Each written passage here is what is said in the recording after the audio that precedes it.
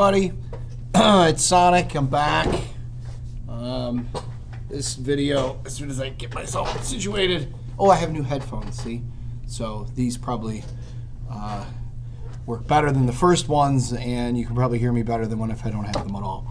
I'm back this time to kind of go over the creature feature activity in case you were absent and you want to get caught up. If you were here, this video isn't really so much for you because we're working on it in class, but I want to make sure that people who are at home don't fall too far behind. So just really super quickly, if we go back to the activity itself, we are creating a creature. Let me go to this Microsoft Word document here and scroll to the beginning. The idea here is that we are literally creating a creature with a full set of characteristics that you have invented. A complete set of traits with a dominant and a recessive form. So the idea, as an example here, you have a particular trait such as horns, and you've decided that one variation or one phenotype of having horns is straight and the other is having twisted or spiral or unicorn horns. I've decided to call it, refer to it with an H as the allele because horns starts with H, and I've also decided that straight horns are dominant and twisted are recessive. Why? Because I wanted to.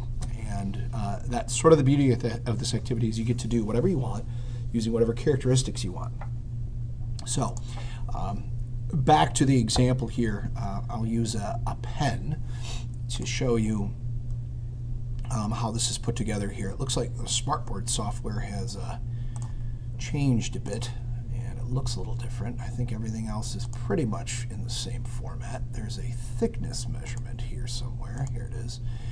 And okay, so what we're going to do now is we're going to create a trait. I believe the example I gave in class was wings. So I've decided that my creature has wings, and I wish I could draw this a little faster. I'll try my best. So he has wings.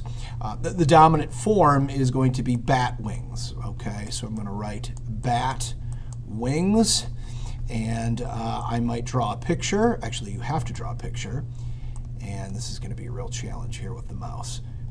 But my bat wings, those are my bat wings. Hopefully, you can kind of tell. This would look a lot better if I was actually drawing with a pencil. But I've decided that bat wings are going to be capital or dominant. So capital W for bat wings. And then the recessive form is going to be a lowercase w, and that's going to be feathered wings. Let's see if we can write feathered wings. I have a feeling you guys are going to rewatch this video just to be entertained at my third grade writing ability. Feathered wings. Let's see if I can draw a picture here. So this is a feathered wing with feathers. Of course, it looks a lot like the bat wing, doesn't it? But these are supposed to be feathers, okay? So that's your feathered wing. And again, the whole point here is you've got the capital W, the lowercase w, the trait is wings, and so this is how wings manifests itself in my creature, my species of creature, whatever that might be. I have a dominant form of the trait and a recessive form of the trait, and I've just decided what it's going to be. Now, the tricky part might be when you get to this codominant and complete dominant form. Breath, let's say. For this particular creature, I've decided for the codominant form, breath is going to be both dominant, both forms.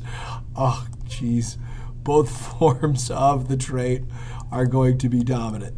So, breath is going to show as, let's see, breath is going to show as fire. So my creature breathes fire. And I would draw a picture here. And I will use a capital B with an exponent.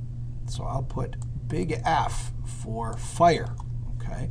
And then let's say the other dominant form of the trait is ice. So instead of a dominant and a recessive, both are dominant, and each is listed with a different letter. So they're both dominant. Now that's all well and good. You can have this trait, which would be B FBF, and that would be a fire-breathing sonic creature, okay? You could have II, which would be an ice-breathing sonic creature. The tricky thing would be, what if I had a heterozygous or hybrid form of the sonic creature? And that means, because it's codominant, that both would show up together.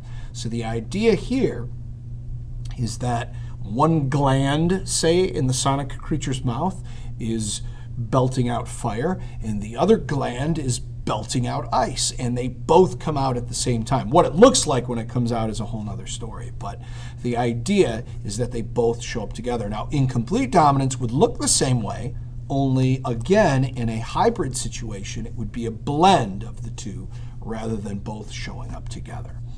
So when this part of the activity is done, this is probably the most difficult part, or the critical part of it, because you're inventing your creature. You're going to move on to the father and the mother, and you're going to use a pair of coins, and you're going to flip the two coins, and you're going to write down the trait, which was wings. That's your first one. And let's say I go ahead and I get a head and a tail, which means I'm going to get a capital W and a lowercase w. And that phenotype, as if you might recall, would be bat wings, because the dominant allele masks the presence of the recessive allele, and a heterozygous form of wings would in fact be bat wings. Then I'm going to flip coins all the way down for the father, and then I'm going to do the same thing for the mother. So even if you're working in a partnership, you have the same mother and father. Then you go to this one. Oh, no, that's not the one. That's the one.